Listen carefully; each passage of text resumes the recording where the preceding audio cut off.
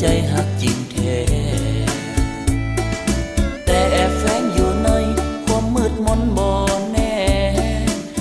คิดว่าหักแท้แต่หลอกลวงเจ้ายังอ่อนไหวอย่าให้ใจมืดมนมืดและสับสนด้วยความหักถ้าอยากจะลองให้ทบทวนคิดคักอย่าให้เอาความหักมาบังตาอนาคตจะสดใสซื่นบานมีความงามไว้ในใจ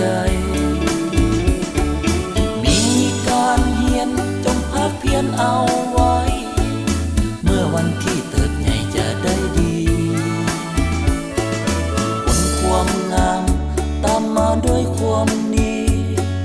หักทั้งศักดิ์ศรีชีวิตตนมีความสุขเมื่อชีวิตบ่สับสน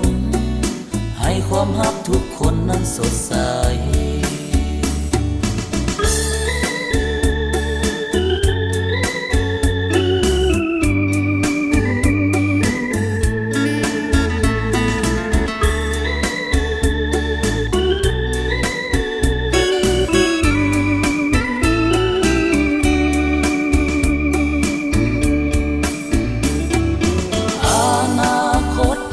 สดใสซื่นบาน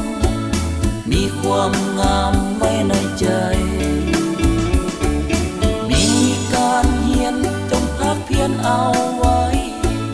เมื่อวันที่เติบใหญ่จะได้ดีผลความงามตามมาด้วยความดีหักทั้งศักดิ์ศรีชีวิตตนมีความสุขเมื่อชีวิตบ่สับสนให้ความหักทุก